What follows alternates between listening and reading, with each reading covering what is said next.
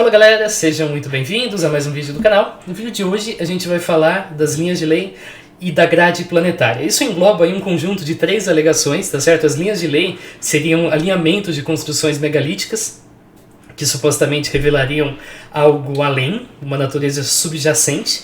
A princípio, as alegações das linhas de lei, conforme vocês vão ver, não tinham nada de sobrenatural. Então, ao contrário do que o Aventuras na História falou aqui, o arqueólogo Alfred Watkins jamais afirmou que essas linhas de leis eram responsáveis por eventos paranormais na história.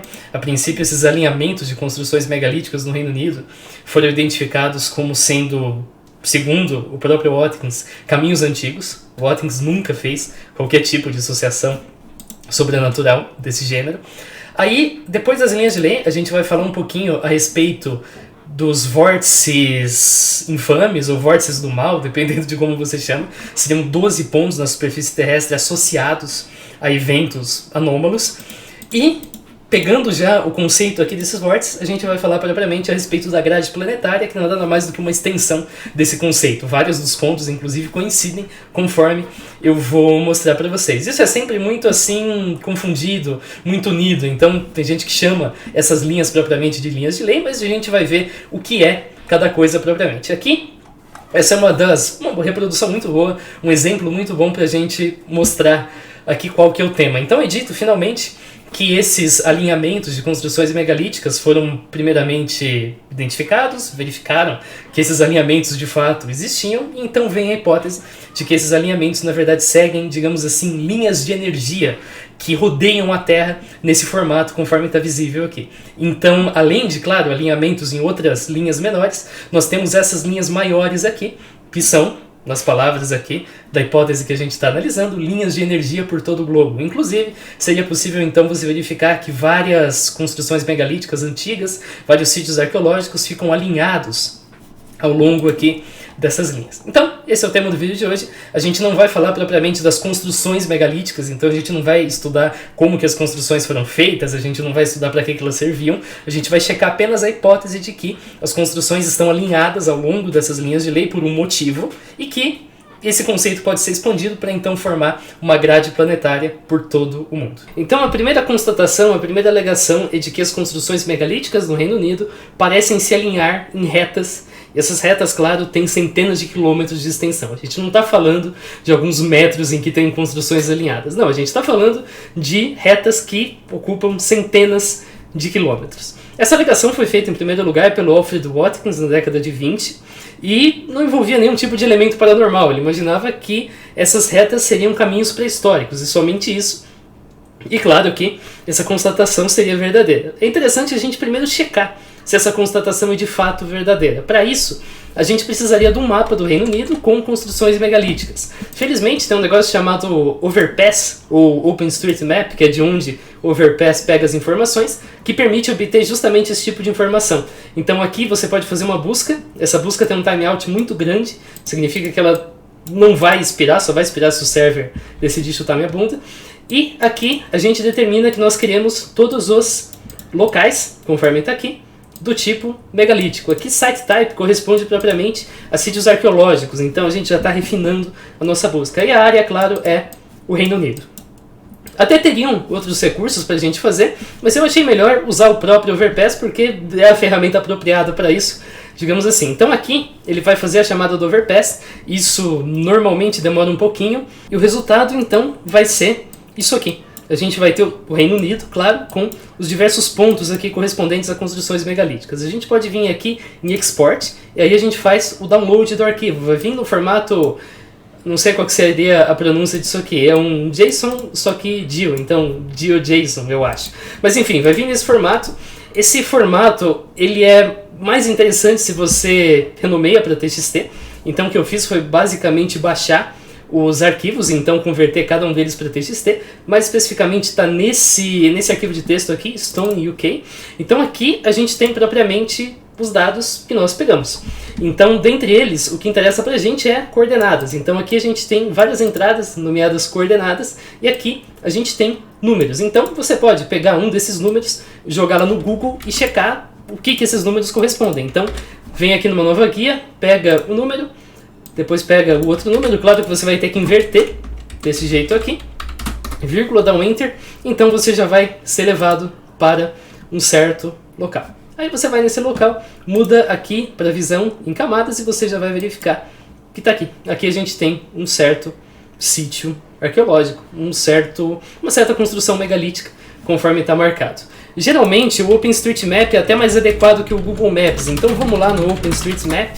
Então tá aqui. Desse jeito a gente chegou no OpenStreetMap a localização de um círculo de pedra, conforme está escrito. E é basicamente isso, esse arquivo tem todas as localizações. Então vamos mostrar aqui como que a gente vai trabalhar com esse arquivo. Para isso a gente vai usar um programa em Python que recebe a lista de pontos e coloca esses pontos no mapa. Então a gente vai rodar, aí a gente vai apertar 0 para imprimir o mapa e o resultado vai ser isso aqui. Aqui a gente tem um mapinha, só que está em azul, mas na minha versão está em verde, que é basicamente o mapa do Reino Unido, tá? Se você considerar, eu gostaria de ter até colocado um contorno de fundo do Reino Unido, mas eu não consegui fazer isso de uma maneira precisa, então fica desse jeito mesmo. Então você pode comparar aqui a versão do OpenStreetMap, aqui a nossa versão em Python, com todos os pontinhos colocados nos locais, em que você pode dar zoom, você pode ver melhor do jeito que você preferir. Vamos lá. Uma linha, a gente sabe que a gente consegue formar uma linha com 2 pontos e que é bem difícil que a gente consiga 3 ou mais construções perfeitamente alinhadas exatamente na direção. Isso quer dizer que a gente vai precisar determinar um desvio máximo para que uma construção possa ser considerada alinhada. O que eu quero dizer? Imagina que a gente tem 2 pontos A e B, então a linha passa precisamente pelos pontos A e B, e ela não passa precisamente por nenhuma outra construção, mas a gente pode dizer, então, dependendo da nossa tolerância, evidentemente, quais construções fazem parte e quais não fazem. Se a gente aumentar a tolerância, então essas aqui fazem parte. Se a gente reduzir, então essa aqui não faz parte, em última instância somente essa aqui faria parte. Se você está lidando com um mapa, como nesse caso aqui, você não precisa preocupar muito com isso, você simplesmente traça uma linha e pronto. Só que aqui você tem um probleminha de escala, né, que é o seguinte, e nem estou me referindo a uma ação de má fé, tá? Isso aqui não tem meio como você fugir. O ponto, se você comparar com esse lago aqui, você vai ver que o ponto ele tem um diâmetro de 4 km, que é muito mais do que os círculos de pedra conforme esse aqui. Esse aqui tem o quê? Algumas dezenas de metros no máximo e o ponto tem 4 km. O triângulo, 2 pontos, 8 km.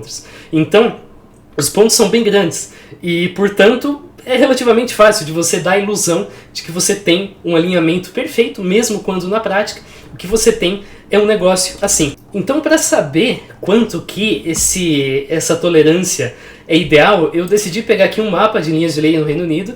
Esse mapa está nessa resolução horrível e é a melhor resolução possível. Eu tentei achar uma versão em maior resolução, não existe mais. Então eu peguei uma linha arbitrária, escolhi uma delas, mais especificamente essa aqui, a maior delas. Vai desse ponto 3 até o ponto 30. E aí eu fui meio que tentando descobrir o que cada um desses nomes aqui propriamente significavam para tentar achar os locais. E no final eu achei. Então aqui a gente tem os 2 pontos. O primeiro é um monólito em Rudstone e o segundo são as Ilhas da Sicília. Ambos aqui a distância é 0, porque são os equivalentes dos pontos A e B. E depois a gente tem 350 metros, bastante alinhado, 1,17 km e até mesmo 7,31 km. Então, na prática, a gente pode ajustar aqui a nossa tolerância para, afinal, decidir quanto que a gente aceita como parte de uma linha de lei e quanto que a gente não considera como sendo alinhado. Vamos ser bastante conservador e vamos colocar 1 km aqui. 1 km é um valor bem pequeno e, usando esse critério, muitas das linhas aqui sequer existiriam, mas para fim de demonstração, vamos deixar mesmo em 1 km. Então, a primeira coisa que a gente pode fazer, usando essa nova funcionalidade que a gente descobriu, é verificar se 2 pontos formam linhas de lei. Então, para isso, aqui no Python, eu carreguei um vetor. Esse vetor vai de 0 até 511, vai de 0 até 510, que são todas as construções megalíticas daquela lista. Deixa eu rodar mais uma vez. E assim então que a gente apertar 1, ele vai pedir 2 índices, o índice do primeiro ponto e o índice do segundo ponto, que vai formar então essa reta que eu mostrei para vocês aqui. Essa reta, lembrando, claro, que ele também considera pontos para cá e pontos para baixo, para fazer o alinhamento. Então a gente vai vir aqui, vamos colocar, por exemplo, ponto 5 e ponto 63. Aí a gente dá um Enter E tá aqui. Ele então fez uma linha de lei pra gente. Perceba que todos os pontos que estão em preto são pontos que não fazem parte da linha.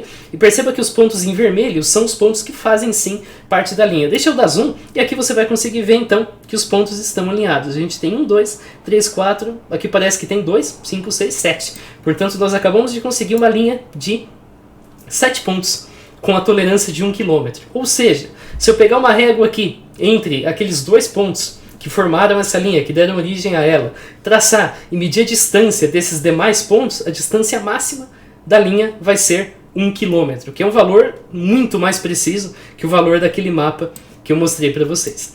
Ok, dá para perceber que aparentemente a maioria dos pontos forma alinhamento. Isso é uma constatação meio assim empírica, é uma constatação bem assim superficial, bem você vê e já imagina que seja, mas a gente pode ir além, a gente pode checar, afinal de contas, quantos desses possíveis pares formam alinhamentos. Uma forma exaustiva e bastante ingênua para fazer isso seria testar cada possível par. Então, pensa comigo.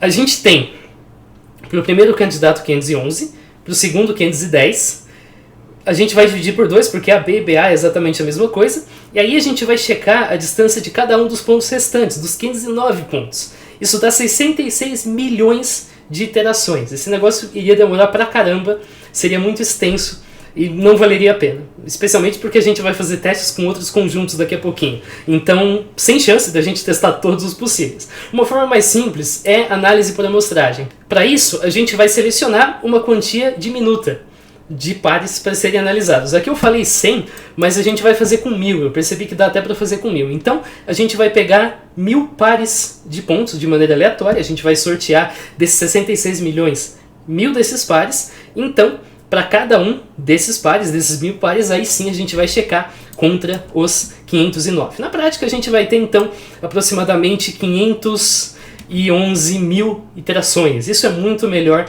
do que 66 milhões aqui para um computador. É muito mais fácil, né, de você trabalhar. Então a gente vai definir a nossa tolerância.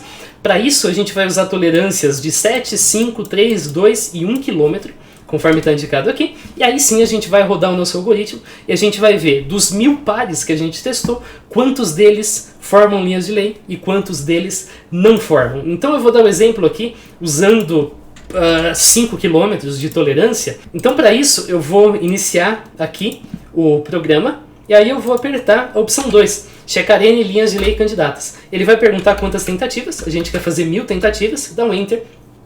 Então ele vai começar a rodar. Esse processo é até bastante rápido. Então olha só, de 1000 candidatos, de 1000 pares, 996 deles são pares válidos. Aqui a gente tem um pequeno detalhe que é bastante importante. Esse algoritmo não é um algoritmo determinístico. Que diabos eu estou falando? Eu estou falando que não tem nenhuma garantia de que rodar o algoritmo mais vezes vai dar o mesmo resultado, porque ele está pegando um conjunto de 1000 pares e esse conjunto é sorteado. De 66 milhões, ele está sorteando 1000 de maneira aleatória. Mas a gente espera, claro, fazendo várias tentativas, a gente vai ter um número mais ou menos consistente. Então, a gente fez aqui a pesquisa com 5 km, a gente chegou em 996 nesse caso. Quando eu fiz, na minha vez eu cheguei em 994. Eu vou repetir, só para você ter uma ideia de como essa ideia de não determinístico mesmo funciona. Vamos lá, 2000, esse processo aqui é bastante rápido. A gente agora vai ter 989. É um valor até que gravita bastante dentro assim desse espectro. 989, 996, 994, fica nessa faixa. Bom, qual que foi a moral da história? A moral da história é que, mesmo quando a gente aumenta a precisão para níveis absurdos, para 1 km, a maioria das linhas candidatas são linhas de lei. Então, nessa rodada que eu fiz aqui, com 7 km, 99,5% são linhas de lei. Isso cai em 5 km para 99,4%, cai para 97,6%, depois para 95,9% e por fim para 87% com 1 km. Se de 1000 pares que a gente escolheu, 870 são linhas de lei, considerando uma precisão muito alta, 1 km, então ou a gente descobriu um negócio incrível, ou a gente descobriu um negócio muito banal. Vamos ter uma ideia então do que exatamente a gente descobriu. Bom, uma primeira tentativa para a gente tentar chegar nessa resposta seria gerar 511 pontos aleatórios sobre um círculo de área mais ou menos aproximada da área do Reino Unido e aí checar se esse padrão acontece. Eu já vou dar a resposta para você. Sim, esse padrão acontece. Com números aleatórios é até mais comum. A gente tem dos 1.999 deles formavam linhas de lei quando davam a tolerância de 7 km.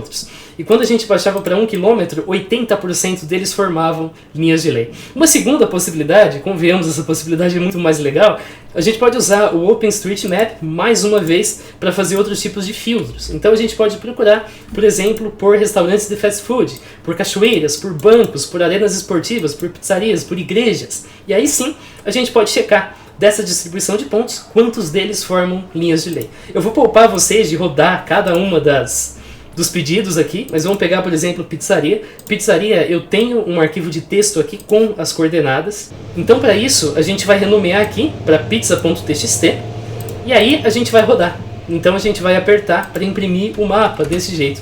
Então, aqui a gente tem um mapa do Reino Unido. Aqui tem todas as pizzarias? Não. Aqui de todas as pizzarias tem uma seleção de 511 pizzarias, que é o mesmo número de construções megalíticas. A ideia é justamente então fazer um conjunto aleatório que tenha a mesma quantidade de itens.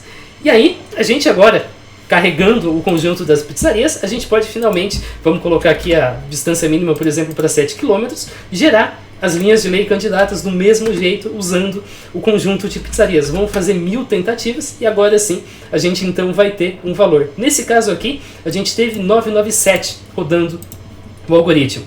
No primeiro caso aqui, eu tinha conseguido 999. São diferença de 1, 2, 3, isso é óbvio que vai acontecer, porque de um conjunto bem grande, a gente está pegando uma amostra pequena. Mas a moral da história, então, é justamente essa. Independente do tipo de marco que você considere, perceba que aqui a gente teve resultados parecidos, muito parecidos com tudo. Fast food, cachoeira, banco, arena esportiva, pizzaria, igreja. A gente sempre é capaz de produzir linhas de lei. A gente sempre é capaz de encontrar uma quantidade de pizzarias alinhadas com uma tolerância de 1 km, nesse caso aqui, em 90% dos casos. Em outras palavras, traduzindo, apesar da gente ter constatado algo verdadeiro, de que esses alinhamentos existem, a gente constatou algo banal. Isso acontece com qualquer conjunto de grandes quantidades de pontos. E, portanto, não tem nada demais no fato das construções megalíticas estarem alinhadas, porque todas as demais coisas também estão alinhadas, conforme eu acabei de demonstrar para vocês.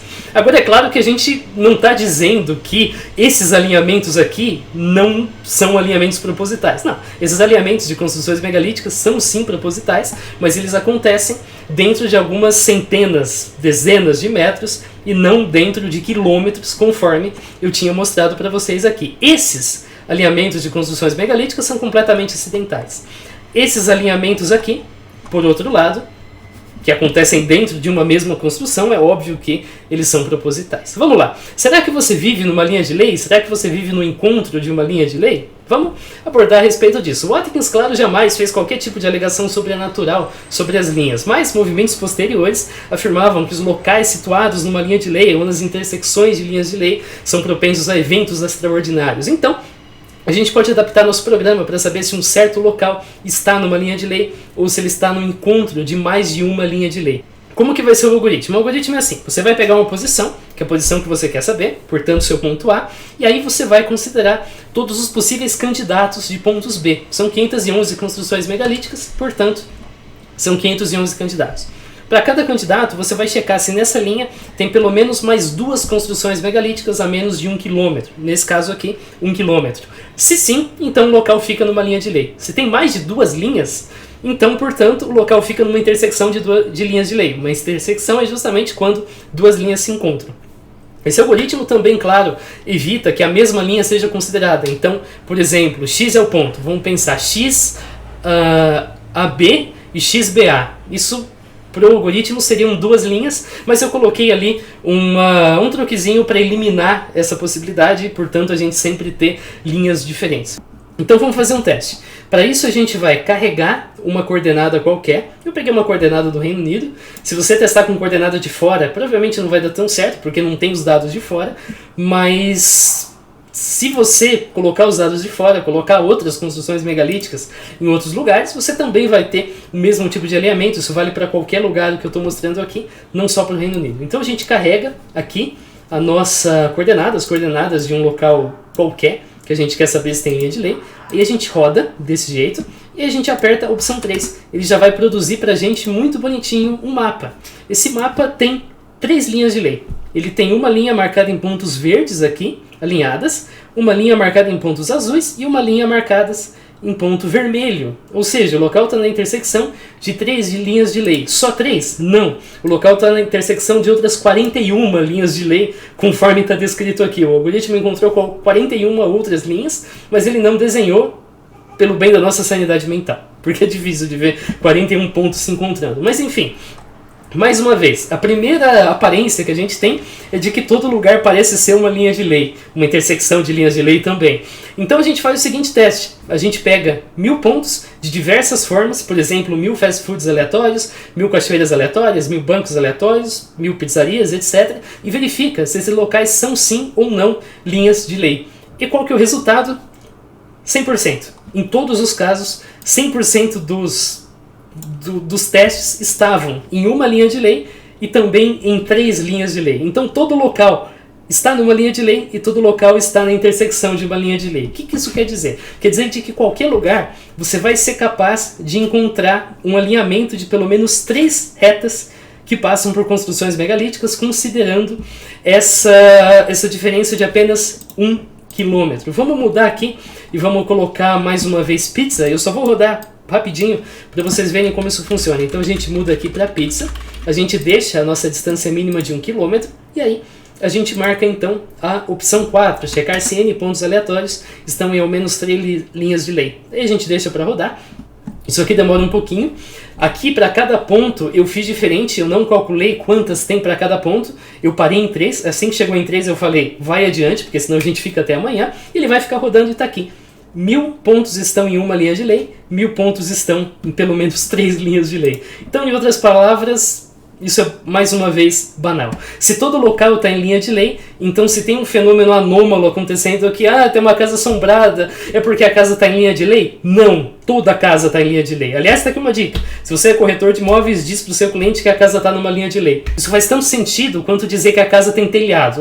Toda casa tem telhado, bela porcaria. Exatamente, toda casa está numa linha de lei porque todo local está coberto por linhas de lei, mas ainda assim as pessoas falam, olha, o Stonehenge, por exemplo, está no encontro de linhas de lei. Sim, tudo está no encontro de linhas de lei e, portanto, isso não é especial. Então é ilógico associar os fenômenos anômalos à presença de uma linha de lei, do mesmo jeito que é ilógico associar uma assombração à presença de um telhado, porque toda casa tem telhado e nem toda casa, suponhamos aqui, seja assombrada. Então não faz sentido a gente dizer que casas são assombradas por causa de terem telhados. Outra possibilidade de teste também envolve alinhamentos. Então as pessoas falam, olha só, a gente tem essa construção e aqui, se a gente considera o nascer do sol e o pôr do sol no solstício de verão, a gente vai verificar que isso está dentro de uma linha de lei. E, a princípio, isso parece um negócio fantástico. A gente pode mais uma vez testar se isso faz sentido. Como que a gente faz? Uma reta, então o nascer e o pôr do sol, por exemplo, correspondem a 2 pontos. Então a gente vai pegar 2 pontos aleatórios. Com isso, a gente vai formar uma direção aleatória. Certo? Deixa eu abrir aqui o Paint para explicar melhor para vocês. Eu nunca imaginei que eu abri um negócio tão simples como Paint para explicar, mas eu acho que é realmente a melhor possibilidade, se ao menos fosse fácil de dar zoom no Paint. Mas enfim, então a gente tem aqui, deixa eu botar um tamanho grande. Primeiro ponto aleatório, estou de olho fechado, peguei um. Segundo ponto aleatório, estou de olho fechado, peguei outro. Pronto. A nossa direção aleatória é essa aqui. Perceba que então aqui a gente consegue traçar uma reta por todo esse sentido. Mais uma vez, se eu pegasse como pontos aleatórios, por exemplo, aqui e aqui, então a nossa reta seria algo como isso. Isso aqui então seria a nossa direção. E aí vem a pergunta, será que isso aqui está numa linha de lei? Será que a gente consegue encontrar construções distribuídas aqui que possam ser consideradas como alinhadas?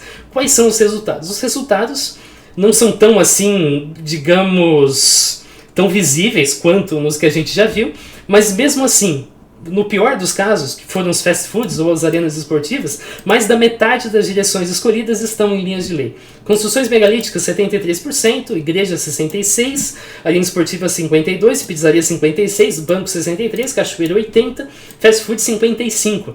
Então, o que isso significa na prática? Significa que você tem lá, sei lá, o Stonehenge.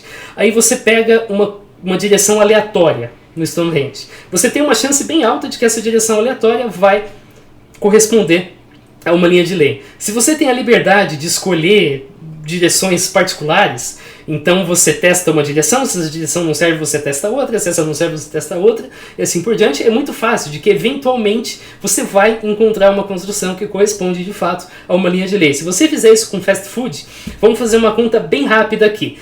Imagina que você tem... Fast food, se eu não me engano, é 55,9. Então a gente vai fazer o seguinte: 1 menos 0,559. Isso aqui é a probabilidade de que em uma tentativa você não encontre uma linha de lei. Aí a gente vai elevar isso aqui, por exemplo, a 4. 4 são 4 tentativas. Tá aqui, 3%. Então se você pega uma direção aleatória, que corresponde a 2 fast foods quaisquer, e você faz isso mais 3 vezes, tem apenas 3% de chance de que você não tenha conseguido uma linha de lei nessas tentativas. Em outras palavras, é muito comum e, mais uma vez, é banal. É relativamente simples de alinhar direções de eventos astronômicos. Então você pega lá 2 fast foods e pensa, bom, vamos ver a 90 graus desses 2 fast foods. Vamos pegar agora a direção do solstício de inverno, a direção do solstício de verão. Então, uma hora você vai conseguir, porque isso é muito provável, mesmo quando você usa pontos aleatórios, como fast foods, por exemplo, aqui. Isso não é uma particularidade das construções megalíticas. E tem uma última coisa que muita gente fala como se fosse impressionante, que é o seguinte: a gente tem 3 pontos numa linha de lei, e por algum tipo de coincidência incrível, todos esses pontos fazem a mesma relação com a posição do Sol no solstício de inverno, por exemplo. Todos esses pontos, quando você olha para a linha de lei, o Sol está a exatamente 90 graus. Isso não é coincidência nenhuma, isso chama-se geometria, tá certo? Isso é um teorema. Se essas retas aqui são paralelas, e esses pontos aqui são colineares, então todos esses ângulos são iguais. Isso acontece, tá? Então tá aí, dentro de uma linha de lei, por uma propriedade geométrica, todas as relações que você observar vão valer. Se o Sol está a 90 graus em uma, o Sol vai estar a 90 graus em todas as outras, por causa da geometria. Isso não é nenhuma coincidência improvável, isso é simplesmente geometria. Agora, é claro, isso apenas revela que as linhas de lei propriamente não têm um significado astronômico, mas as construções individuais muitas vezes possuem sim um significado astronômico. Então, muitas vezes, quando você pega lá o Stonehenge, você descobre que um certo alinhamento ocorre com o solstício de inverno e tal, isso não é coincidência, isso é verdade, isso acontece propriamente. Mas o fato de passar uma linha de lei ali é sim obra do acaso. Bom, eu tinha dito para vocês que a hipótese original lá do Atkins era que as linhas de lei seriam caminhos pré-históricos. A gente já viu que a existência das linhas de lei é puramente banal, é uma obra do acaso mesmo, então procurar um propósito é uma tarefa improdutiva, a menos que você traga mais evidências. Mas o Atkins traz, a gente pode falar a respeito disso. Então, o primeiro contra-argumento para essa possibilidade é que se as linhas de lei de fato fossem caminhos, então elas cruzariam montanhas, passariam por várias regiões que não faz sentido para um caminho propriamente passar. E a gente teve uma pesquisa que fez o seguinte: pegou uma linha de lei e analisou diversos sítios arqueológicos ao longo dessa linha. Verificou que esses sítios são de épocas distintas. Muitos deles até nem são do Neolítico, mas sim da Idade do Ferro. Então, isso indica que são de povos diferentes muitas vezes, um sítio não tem relação com o outro. Então, eles de fato estão alinhados apenas por pura coincidência. Mais uma vez, se você pega e analisa o trecho da linha de lei, onde passa uma linha, onde passa um alinhamento, você vai ver que por ali não tem qualquer evidência propriamente de que passava de fato um caminho reto. E a gente tem o grande homem de Wilmington, que seria, de acordo com Atkins, um homem portando um equipamento para determinar uma linha de lei. Agora, o homem está portando 2 bastões, tá? Isso aqui é tanto um equipamento para verificar uma linha de lei quanto qualquer outra coisa. Isso aqui são apenas 2 bastões. Você precisa de mais para poder fazer esse tipo de associação. Agora, tem gente que imagina que essa imagem seja do Neolítico, porém o que as escavações revelam é que essa imagem é muito mais recente. Por quê? Porque isso aqui parece ser uma sucessão de contornos de tijolo. Então, em 69 os caras passaram um contorno ali com tijolo, em 1896 os caras passaram a mesma coisa, 891, 873 e o último parece ser 1550. A última camada de tijolos aqui nessa figura na colina parece ser de 1550. Então talvez essa figura tenha sido feita no século XVI, tenha sido feita nessa época. Aliás, originalmente um dos dos bastões tinha uma parte adicional aqui. Tinha uma haste, conforme está indicado, segundo o que as escavações na região revelaram. Então, nesse caso, a figura nem do Neolítico seria, a figura seria mais recente, e tem aí diversas hipóteses do que isso aqui poderia representar. Se é dessa época, então tem gente que imagina que, na verdade, isso aqui foi uma espécie de protesto feito contra a perseguição dos protestantes. Então isso aqui poderia representar um instrumento de tortura. Mas isso aqui seria a alavanca do instrumento. Mas mais uma vez, isso é apenas uma hipótese. A gente não sabe exatamente quando essa figura foi feita ou qual exatamente seria o seu propósito. Outra alegação é que os nomes Cole e Dodd seriam comuns nesses trechos da linha de lei. Então indicando que essas palavras talvez serviriam para designar caminhos ou os próprios andarilhos. Agora esse mesmo padrão, aqui a gente tem Dodd, aqui a gente tem Cole. O padrão de distribuição no Reino Unido acontece com outros nomes. Berg, Stan, Jack também tem a mesma coisa. Mais resultados ao sul, menos resultados ao norte, de maneira proporcional. E alguns aqui de fato acontecem alinhados em todos os casos. Em todos os casos a gente consegue sim traçar alinhamentos e, portanto, Dodd e Cole não parecem ser palavras específicas associadas às linhas de lei. Então essa, claro, é a hipótese mais razoável, a hipótese do Watkins, que é o contrário do que é dito aqui, não tem absolutamente nada de paranormal. O Watkins nunca fez esse tipo de suposição. E a gente tem também as hipóteses mais mirabolantes, né? A gente tem a galera que diz, por exemplo, que isso aqui, que as linhas de lei eram guias para pousar de escovador. Esse tipo de hipótese, mais uma vez, cai nas constatações que a gente já fez. Linhas de lei são muito banais, qualquer conjunto de pontos é capaz de formar linhas de lei. Em todo local está numa intersecção de linhas de lei. Então, vai pousar de escovador, beleza. Os caras ficam bem confusos, porque dá para você formar inúmeros possíveis alinhamentos de linhas de lei. Linhas de lei não são alinhamentos únicos, especiais, conforme a hipótese inicial dava a gente a entender. Aí tem também a alegação de que, na verdade, as linhas de lei, sendo assim redes de energia, que a gente vai falar disso agora, seriam então uma espécie assim de locais nos quais os povos antigos podiam ir e se comunicar com outros povos de maneira remota, como se de algum jeito a comunicação fosse compartilhada para todos esses locais situados nas construções megalíticas. Isso carece de evidência, a gente não tem nenhum indício de que isso acontecia, e isso carece também de princípio. É aquela mesma história que eu falei para você no vídeo da Tartária. Então você quer dizer, por exemplo, que aqueles domos de metal servem para pegar energia da atmosfera. Ok, você pode fazer essa alegação, mas você também tem que ser capaz de demonstrar. Então, se eu, por exemplo, quero falar para você que uma turbina eólica serve para transformar a energia cinética em energia elétrica, eu posso fazer um modelinho de um catavento e demonstrar que, sim, eu posso girar ali o catavento e isso pode, então, acender uma lâmpada. Pronto, está demonstrado. Então, carece de evidência, carece de você apresentar um modelo no qual você pega pedras, no mesmo tipo das construções megalíticas, alinha nos formatos que você quer e fala, olha, alinhado aqui, nós temos essas propriedades, então, portanto, faz sentido supor que os povos antigos usavam essas propriedades. Mas não, a gente não tem nada disso. A gente tem especulação feita a partir de hipóteses jogadas ao vento. Isso aqui permitia que os povos antigos, então, pudessem comunicar uns com os outros de maneira remota. Ok, mas você precisa apresentar evidências, você precisa apresentar princípios. Mas vamos lá, falar então um pouquinho agora a respeito desses 12 vórtices infames. Seriam regiões nos quais nós temos então um conjunto de 10 dessas regiões, mas são 12, sim, porque tem mais o Polo Sul e o Polo Norte. Essas regiões ficam na superfície terrestre e lá eventos estranhos supostamente ocorrem, ou ao menos já ocorreram no passado. Aqui a gente tem um mapinha desses vórtices e eu vou falar aqui agora brevemente a respeito de cada um deles e a respeito do quão razoável é a escolha de cada um desses vórtices para compor essa grade de 12 vórtices infames.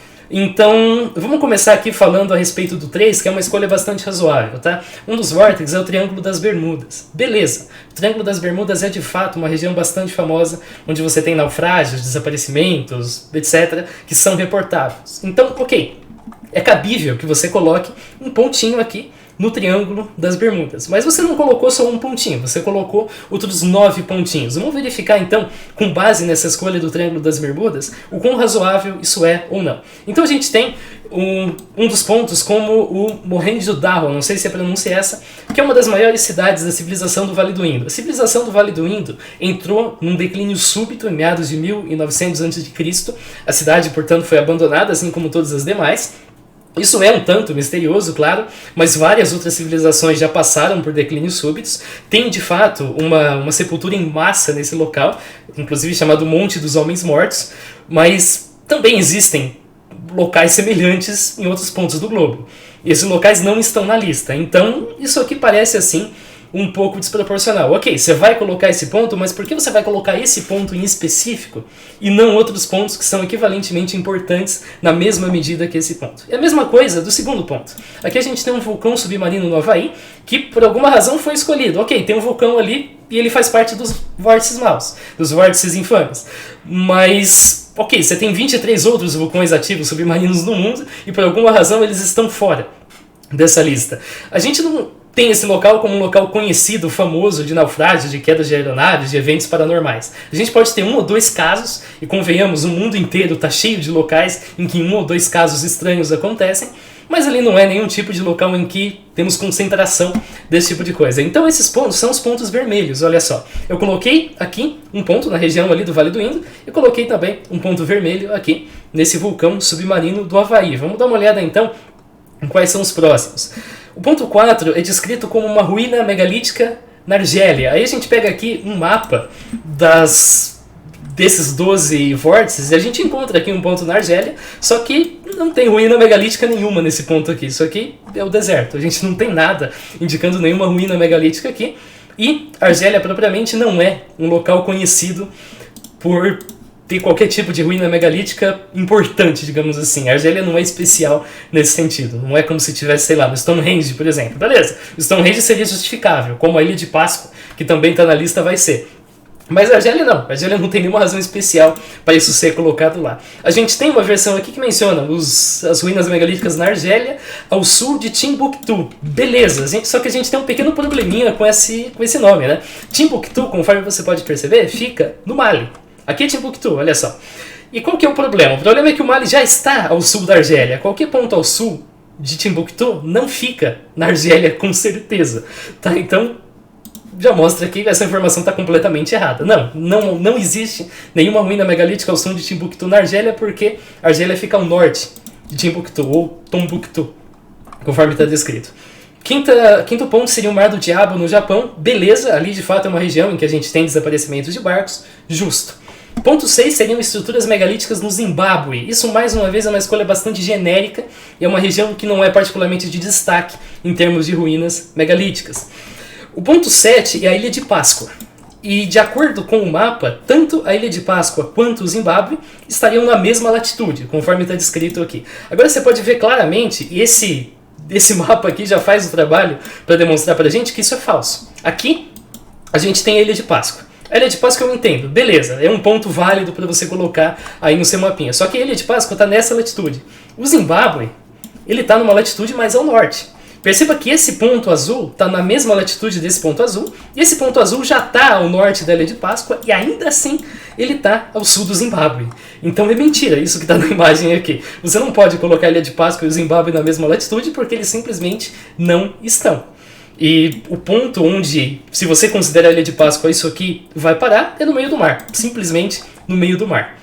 Avançando mais, o ponto 8 é a anomalia do Atlântico Sul. Beleza, a gente de fato tem uma anomalia de campo magnético no Atlântico Sul, só que essa região da anomalia é bem grande, tá? Conforme eu coloquei aqui, ela está quase sobre todo o Brasil e sobre boa parte da América do Sul. Então, você colocar esse ponto aqui, você poderia colocar esse ponto onde você quisesse, em qualquer região aqui em cima. Depois do 9, a gente tem a Bacia de Wharton. Lá ocorreu um terremoto de magnitude 8,6 em 2012. E daí? Ok, na última década tiveram 8 outros terremotos de magnitude maior. Isso desde 2010 até agora, sem considerar todos os demais na história, incluindo terremotos de maior magnitude que esse 8,6. Então, mais uma vez, não tem nenhuma razão para você escolher propriamente esse local. Número 10 é a fossa de New Hebrides. É uma fossa submarina que tem 7,6 km de profundidade. Ela não é a fossa das Marianas, ela não é a segunda fossa mais profunda, não é nem a 10ª fossa mais profunda. Não tem registros relevantes de naufrágios de aeronaves, nada do tipo.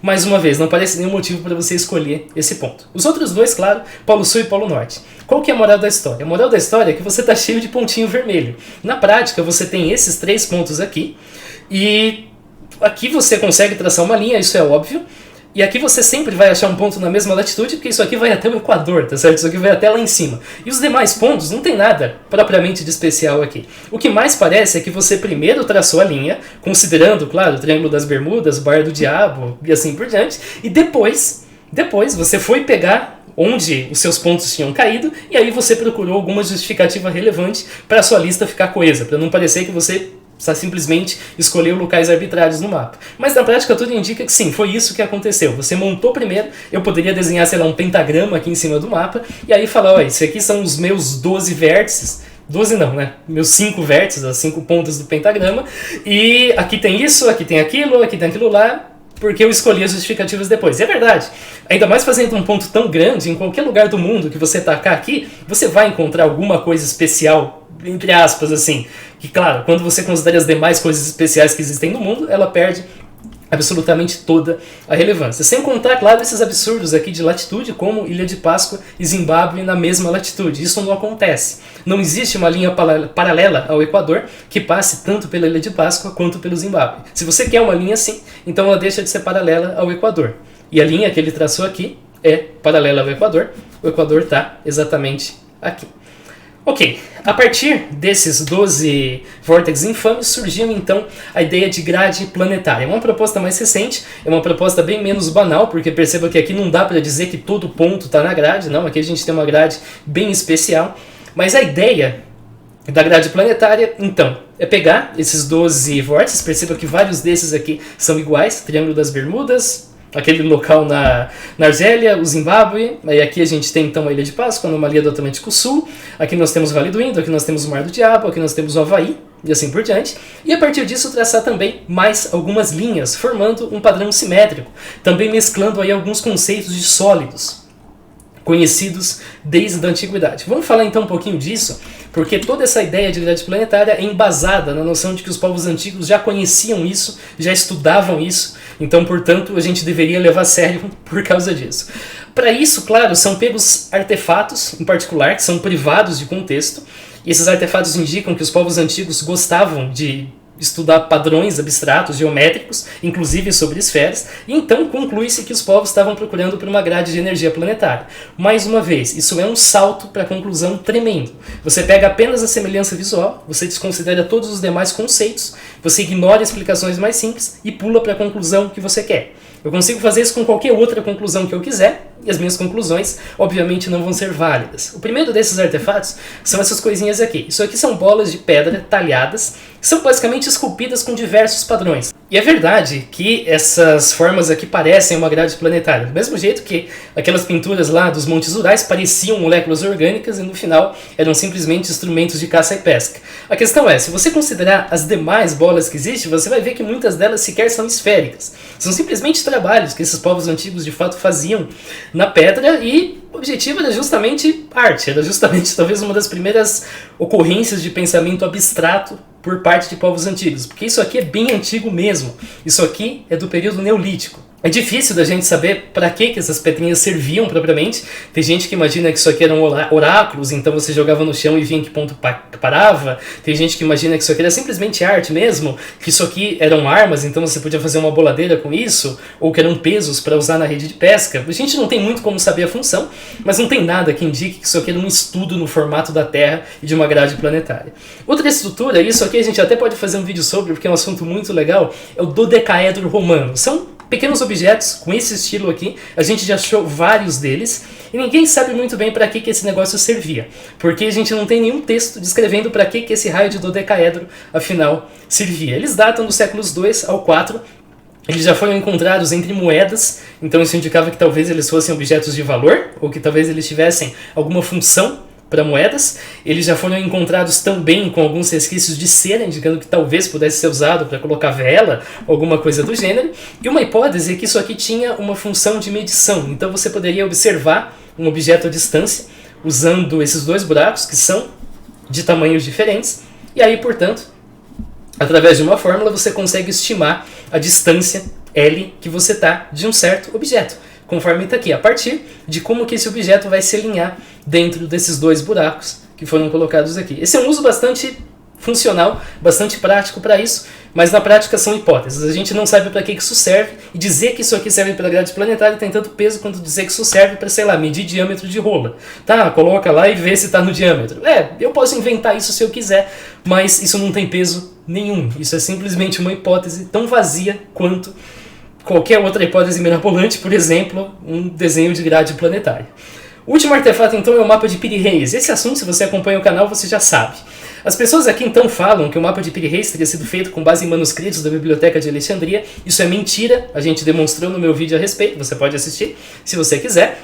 E o mapa de Piri-Reis, então, supostamente tem essas rosas dos ventos aqui, que se assemelham bastante, claro, com a ideia da grade planetária, né? Essas várias linhas saindo de pontos e se espalhando por toda a grade planetária, conforme está descrito aqui. Agora, acontece que essas rosas dos ventos não são redes de energia ou qualquer coisa do tipo. Elas são, como eu disse, rosas dos ventos. O mapa de Piri-Reis é um mapa portulano, existem vários outros mapas portulanos e eles têm como característica essas rosas dos ventos. Isso aqui serve para navegação, isso aqui serve para você se orientar, para você saber, se eu pegar tal ângulo e navegar nessa direção, onde eu vou parar. Essa é a função dessas rosas dos ventos. Isso aqui não indica nenhum tipo de grade de energia, e a gente tem muito bem documentado sobre como o mapa portulano tem que ser usado, como ele tem que ser interpretado. Assiste o vídeo do mapa de Piri-Reis para entender melhor. Então é óbvio que os povos neolíticos conheciam formas e padrões geométricos e tinham pensamento abstrato. A gente tem inúmeras outras pinturas rupestres com padrões abstratos, mas nenhuma evidência indica que esses padrões eram qualquer coisa além disso. Que esses padrões eram uma especulação sobre grades de energia, sobre o formato da Terra, ou qualquer coisa do gênero, tá? Mas ainda assim, as pessoas usam essa premissa para dar credibilidade à grade planetária. A grade planetária você forma usando os 12 vórtices infames e mais esses sólidos aqui. Você pega um cubo, um tetraedro, um octaedro, um icosaedro e um dodecaedro, você forma as linhas e um padrão simétrico, e com isso então você tem a grade planetária e você tem alegações semelhantes. A grade planetária, então, você seria capaz de alinhar construções antigas. Na grade planetária você teria um fluxo de energia. Vamos falar então um pouquinho disso, vamos analisar se essas alegações fazem ou não sentido. Bom, é perfeitamente possível você traçar um conjunto de linhas sobre a superfície terrestre, pode traçar o meu pentagrama se você quiser, e afirmar que esse conjunto representa algum tipo de estrutura metafísica. Mas a gente pode checar essa afirmação, verificando se o conjunto desenhado prevê fenômenos que deveria provocar. Então eu falo, olha, esse meu pentagrama aqui, ele atrai bandas de música country. Aqui a gente tem algum tipo de energia que faz com que artistas de música country nasçam nessa região e eventualmente se tornam músicos. Então a gente pode checar se isso é verdade, a gente pode checar se o meu pentagrama tem sucesso em prever o nascimento de cantores country, por exemplo. Eu fiz aqui um exemplo um pouco mais realista para fazer essa análise. Imagina que a gente quer checar se hotéis se distribuem ao longo de estradas. Então aqui a gente tem um mapinha, aqui em preto a gente tem as estradas, e aqui em vermelho a gente tem os pontos que são hotéis. Perceba que a gente tem uma distância do hotel até a estrada. E a gente pode então somar todas essas distâncias. Você vai concordar comigo que a soma dessas distâncias tem que ser menor do que a soma de coisas aleatórias, por exemplo, cachoeiras. Cachoeiras não se distribuem ao longo de estradas, então a distância da cachoeira às estradas é para ser maior do que a distância dos hotéis. Se isso de fato acontecer, então a nossa hipótese parece confirmável. Se não, se a distância for mais ou menos igual, então essa hipótese falha em ser confirmada. Acho que você já deve saber como que a gente vai testar essa hipótese. A gente vai testar essa hipótese usando o Python. Para isso, a gente vai pegar aqui várias tags, então de tumbas, inclusive pirâmides, estrutura megalítica, minilítica, petróglifos, aqueles desenhos no solo, igual tem nas linhas de Nazca. Então a gente vai compor uma lista de pontos de interesse de 32 mil lugares. A gente pode então rodar essa lista, para isso a gente vai colocar aqui um cortar lista falso, rodar, e aí a gente vai... Primeiro eu vou gerar um mapa com a grade, aqui é simplesmente um mapinha com as linhas de lei, perdão, com a grade planetária propriamente distribuída. Deu um trabalho, eu usei uma estrutura de dados para fazer isso. Para isso então eu fiz aqui, deixa eu procurar exatamente onde isso está, mas eu fiz uma lista correspondente a todos os pontos, as coordenadas da linha de lei. Isso eu me baseei em duas listas propriamente de coordenadas. Essa lista aqui tem alguns errinhos que você precisa corrigir para você obter um mapa propriamente desse jeito. E aí eu fiz uma ordenação de grafo, tá? Eu peguei aqui uma lista de pares, eu nomeei, claro, cada um dos índices aqui dessa lista como um ponto, e aí então eu listei quais tipos de relacionamento existem. Então se eu rolar aqui e colocar 0, você vai ver que ele traçou uma linha entre 1 e 12, desse jeito, depois entre 1 e 2, depois entre 1 e 21. Isso aqui foi na raça, foi meio até tentativa e erro, às vezes eu traçava uma linha, estava errado, enfim, deu um trabalhinho, mas eu consegui. No final é desse jeito que a gente faz as linhas de lei. E esse 30 aqui? Eu que te pergunto, e esse 30 aqui? Pois é, esse 30 realmente aparece no mapa. Eu acho que ele... Ok, ele até faz sentido desistir conforme está aqui, porque a Terra é uma esfera, então isso aqui é interconectado. Infelizmente eu não consegui fazer a conexão, mas vocês vão ver que essa região aqui é praticamente mar, então a gente não perdeu muita coisa com a falta dessa conexão, mas ele existe, tá? Ele fica aqui meio que separado. Os demais pontos já aparecem aqui no resto da grade. Enfim, a gente pode rodar mais uma vez, e dessa vez a gente vai rodar para gerar um mapa com as coordenadas, e a gente vai ter um mapa bem grande, indicando então finalmente todos os pontos, todos esses 32 mil pontos. É claro que isso demora um pouco para rodar, mas isso eventualmente vai rodar e a gente vai ter essa nossa lista de pontos. Vou deixar aqui um pouquinho, daqui um pouco ela carrega. Enfim, a lista é essa aqui. A princípio, eu acho que você já consegue ver grosseiramente que não parece acompanhar as linhas de lei. Isso aqui parece uma distribuição ao longo do mundo que não tem relação alguma com as linhas de lei. Vamos dar um zoom aqui na região da Europa. Você vai checar aqui, a mesma coisa acontece. Isso parece indiferente propriamente às linhas de lei. Mas é claro que olhar no mapa não é o tipo de coisa que a gente faz aqui. A gente avalia isso quantitativamente. Como assim? A gente vai então computar a distância aqui, igual eu mostrei no meu exemplo dos hotéis e das cachoeiras. E a gente vai comparar com estações policiais, com chafarizes, bancos, farmácias, estacionamentos. E além disso também a gente vai trabalhar com a lista de construções megalíticas e a lista de naufrágios, porque afinal é dito que naufrágios são mais propensos a acontecer na região dessas linhas de lei. Então a gente tem também aqui uma lista que chama-se rex.txt, desse jeito, e essa lista é a lista que gera o mapa do naufrágio. Aqui, perceba que ele dá uns erros. Esse erro é porque existe o termo coordenada em lugares que não é coordenada. Eu usei uma forma de entender texto para produzir, então eu simplesmente coloquei uma exceção aqui para não dar erro final. E se não é coordenada, você ignora, que é o que você tem que fazer. Não é coordenada, simplesmente ignore. E a gente roda aqui. Esse então é o mapa dos naufrágios, que evidentemente não acontecem em terra, conforme você deve imaginar. Eles também não parecem seguir as linhas de lei. E quando a gente usa aqui a minha segunda função faz isso. Ela pega um conjunto de 1000 pontos aleatórios da nossa lista, então ela calcula a somatória das distâncias. É óbvio que esse algoritmo também não é determinístico, porém ele vai dar um valor que mais ou menos converge, que não varia muito. Na prática, a gente descobre que essa grade planetária não é eficaz para prever nem construções megalíticas e nem naufrágios. Ela tem um desempenho semelhante para prever coisas como bancos, cachoeiras, farmácias, estacionamentos, estações policiais. Ela tem um desempenho melhor, inclusive bancos. Esse desempenho também é melhor, e farmácias também, e chafarizes são bem mais espaçados, dão uma somatória de 8.000. Qual que é a lógica aqui? Isso aqui não é a somatória pura das distâncias, isso aqui é a somatória de uma métrica de distâncias, é um número, é uma pontuação que é proporcional à distância. Então, quanto maior, mais distante é. Portanto, se a gente tivesse uma situação igual aqui, a da esquerda, onde as estradas prevêem com sucesso os hotéis, a gente teria um valor muito pequeno. Mas não, a gente tem um valor aproximadamente igual aos demais. Então, portanto, a grade planetária falha nesse tipo de coisa. Mas esse mapa aqui que mostra os alinhamentos perfeitos, olha só. A gente tem aqui a grade planetária, mesmo que vocês já conhecem, a gente tem uma série de alinhamentos muito perfeitos. Como que você explica isso aqui? Esse mapa é real, esse mapa não comete erros assim propriamente. Agora, o que esse mapa faz é ignorar todos os alinhamentos que não existem. Então isso é a mesma coisa que você falar que o Rony é o melhor jogador do mundo porque ele acerta gols. É verdade, o Rony acerta alguns gols. Agora, o Rony não é feito só pelos gols que ele acerta, ele também é feito pelos gols que ele erra. Ele também é feito por uma série de filmagens de momentos em que ele erra gols. Isso não faz dele, portanto, o melhor jogador do mundo. E a mesma coisa aqui. Aqui a gente só tem os acertos, mas e os erros? Os erros a gente tem aqui no meu mapa. Então, para isso, vamos mais uma vez colocar um falso aqui e vamos tirar a lista de naufrágios, porque aquele não é um mapa de naufrágios, e vamos colocar a lista de pontos no mundo. Para isso, eu preciso, acho que é o Word Sites desse jeito aqui. Aí a gente dá um Run, ok? Aí a gente coloca a opção para gerar um mapa com coordenadas e grade. Então esse aqui é o mapa que apresenta também os erros. Vamos dar um zoom, vamos ver como que esse alinhamento aqui na Europa, por exemplo, acontece. Olha só, dei um zoom e Claro que isso aqui demora bastante para carregar, porque afinal são 32 mil pontos, mas está aqui.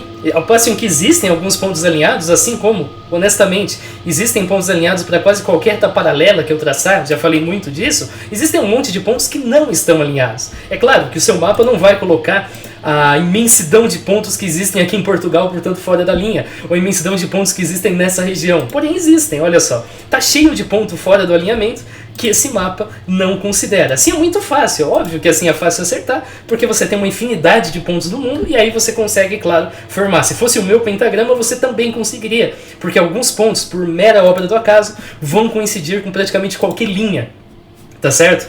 Que você traçar. Isso é bastante fácil de acontecer, isso não é nenhuma surpresa. Vamos dar um zoom aqui também ao longo dessa região, conforme aparece aqui. Ao longo dessa região a gente também tem alguns pontos em destaque, você vai ver que mais uma vez, sim, alguns deles estão na região, mas vários outros estão fora da linha, e o alinhamento, mais uma vez, como de costume, não é um alinhamento perfeito. Isso aqui só mostra os acertos, mas isso aqui não mostra os erros, e os erros são muitos. É dito também que nessas linhas algumas árvores crescem melhor, por exemplo, carvalhos, salgueiros, albetos, freixos. A gente pode checar a lista dessas árvores, tem no OpenStreetMap, mais especificamente na Europa, e você vai ver que mais uma vez, não.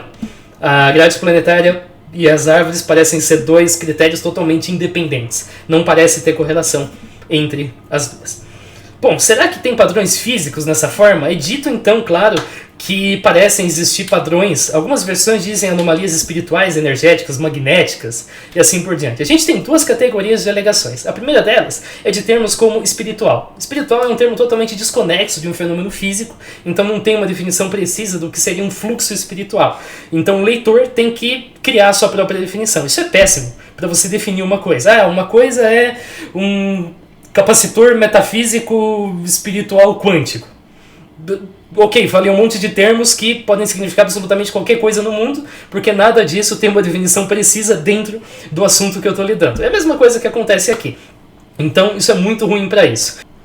Ter uma definição precisa é útil, certamente, mas ela não é obrigatória. Você pode só dizer, olha, as linhas de lei existem, eu não sei o que elas são, eu não sei defini-las, mas eu sei como a gente pode detectá-las. Por exemplo, através da percepção de um ser humano. Pessoas que atravessam as linhas de lei são capazes de perceber que elas estão.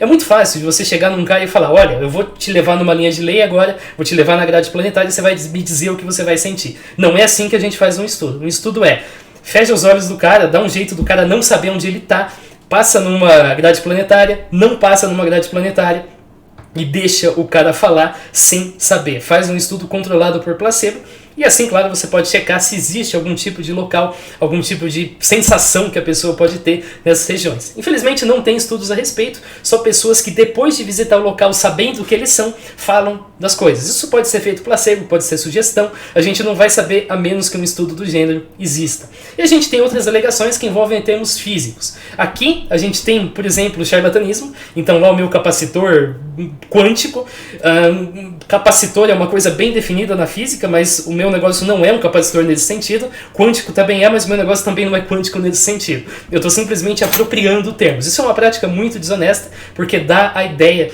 de que o que eu estou vendendo ali tem uma credibilidade que na vida real não existe. E a segunda categoria, é claro, eu estou usando termos físicos propriamente. Eu estou de fato falando sobre energia, de fato estou falando sobre ondas eletromagnéticas, estou falando sobre gravidade e assim por diante. Isso é bem mensurável, tá certo? Uma anomalia de campo magnético é muito mensurável, mas infelizmente, e talvez por causa disso, não tem estudos a respeito dessas anomalias nas linhas de lei ou na grade planetária. E a gente pode falar de algumas coisas que de fato variam na Terra, por exemplo, o campo gravitacional. A Terra não é homogênea, a Terra não é uma esfera perfeita. Então o campo gravitacional da Terra varia conforme o local em que você está na superfície. Esse aqui é um mapa na Terra toda, esse aqui é um mapa no Reino Unido, e esses mapas não condizem com linhas de lei e não condizem com a grade planetária. Não tem correlação entre as duas coisas. Campo magnético também é irregular por motivos parecidos. É gerado por correntes elétricas, que por sua vez vem da convecção de metal derretido no núcleo terrestre. Então a intensidade do campo magnético varia. Aqui a gente tem um mapinha, mas isso não condiz com a grade planetária. Bom, aí aqui a gente tem um texto que reitera de que essas linhas têm um caráter tóxico e que as pessoas que vivem sobre essas linhas têm maior risco de desenvolver câncer ou outras doenças. O texto afirma que tem um estudo alemão da década de 70 que concluiu isso. E o texto cita como fonte um livro chamado Awakening the Third Eye, ou Acordando o Terceiro Olho, Despertando o Terceiro Olho. Eu fui atrás desse livro, o livro menciona de fato que esse estudo aconteceu, mas o livro não traz fonte. Olha que beleza, a gente não é capaz de localizar esse estudo. Se você sabe onde esse estudo está, por favor, apresente, porque nós não achamos em local nenhum. O que tudo indica é, mais uma vez, uma referência vazia. É você dizer que existia um estudo, quando na prática esse estudo não existiu, e você só está dizendo isso para pôr credibilidade em algo que na vida real é vazio. É dito que, ao passo em que aquelas plantas, carvalho, albetos, etc., têm facilidade em crescer, a maioria delas tem dificuldade. Para checar isso aqui é muito simples. Pega um mapa de linhas de lei, imagem de satélite e verifica se de fato as plantas parecem ter dificuldade. É óbvio que aqui elas têm porque aqui é um deserto, né? Assim como toda essa região aqui é deserto. Mas pega uma região de floresta em que passa uma linha de lei e verifica se a gente realmente parece encontrar ali uma região em que as plantas não crescem. Eu já digo para você, isso não acontece. O crescimento das plantas parece indiferente. Em suma, a gente tem um monte de alegações, inclusive várias que são checáveis. Então tem gente que fala, olha, se passa rio subterrâneo, se tem tubulação subterrânea, então esses poderes tóxicos são aumentados. Se tem fio elétrico, isso aumenta entre 1 e 2 da manhã, ou durante tempestades, ou na lua cheia, elas ficam mais fortes. Mais uma vez, isso é muito demonstrável, isso é muito fácil de ser checado, mas não existem estudos a respeito. Só tem pessoas falando que é, e convenhamos, falar qualquer pessoa consegue. Tem gente que fala também que alguns animais evitam e outros animais preferem, gatos, cupins e formigas. E aí tem gente que eleva essa alegação e fala, olha, se o seu gato dorme na cama, você muda a cama de lugar, porque o seu gato está dormindo em cima de uma anomalia magnética, de uma anomalia que vai te causar câncer. Não tem nenhuma evidência de que isso seja verdade. Eu não sei se você deve ou não dormir com seu gato na cama, não é o tema do vídeo, mas o fato de ter uma anomalia magnética ali é mentira, não tem uma anomalia magnética onde o seu gato dorme, e esse não é um motivo válido para você tirar o gato ou para você tirar a cama de lugar. O gato dorme porque ele prefere calor, prefere cheiros que ele está acostumado, prefere ficar perto dos donos porque eles são apegados nos donos, e não por causa de anomalias magnéticas, tá? Isso não faz sentido nenhum, não incomode o seu gato por causa de uma besteira dessas. Assim a gente pode chegar nas conclusões. A gente pode concluir que as linhas de lei são banais, acontecem em qualquer conjunto de pontos e, portanto, não revela nenhuma natureza subjacente desse conjunto de pontos, em especial as construções megalíticas. Os 12 vórtices infames, na verdade, são 3 vórtices com coisas estranhas, um vórtice bem grande e outros 6 vórtices que na prática não são nada, mas eu inventei uma desculpa para colocar eles ali. Mais uma vez porque eles não têm nenhum tipo de característica especial. E a grade planetária é um conjunto arbitrário de retas e pontos na superfície terrestre, e essa grade falha em descrever a distribuição dos fenômenos que ela deveria, afinal, provocar. Mais uma vez, a análise estatística mostrou que linhas de lei, assim como encontros de linhas de lei, é algo completamente banal, inclusive direções. Os 12 vórtices, eu já disse, são pontos arbitrários e são locais com pouca relevância. Os povos antigos conhecem formas geométricas, mas nada indica que eles usavam isso para estudar a Terra e assim por diante. As linhas de lei não são uma forma eficaz de você estudar construções megalíticas, petróglifos, pirâmides, nem de prever a posição de naufrágios. O desempenho nessas tarefas é inferior a outras distribuições aleatórias, indicando que está ali dentro do raio aleatório, não é nada especial. As alegações das propriedades físicas de linhas de lei de grade planetária são inúmeras, mas as demonstrações são quase nulas e precisa existir demonstração para você levar isso a sério, e os mapas de campo gravitacional não condizem com a grade planetária. É muito fácil fazer um mapa que só traz acerto, mas quando você pega esse mapa e olha os erros, você vai ver que os erros falam muito mais alto que os acertos, não coincide. E as conclusões, claro, descartam essas informações sobre linhas de lei, sobre grade planetária, mas não dizem nada sobre as estruturas megalíticas. É claro que as estruturas megalíticas merecem atenção. O que não procede é que elas, em grande aspecto, estão alinhadas sobre pontos de campo magnético, conforme eu mostrei no vídeo. Lembrando, é muito fácil provar que eu estou errado. Você pode começar, por exemplo, apresentando esses estudos que demonstrem todas essas coisas. Valeu por você que assistiu, a gente se vê. Falou!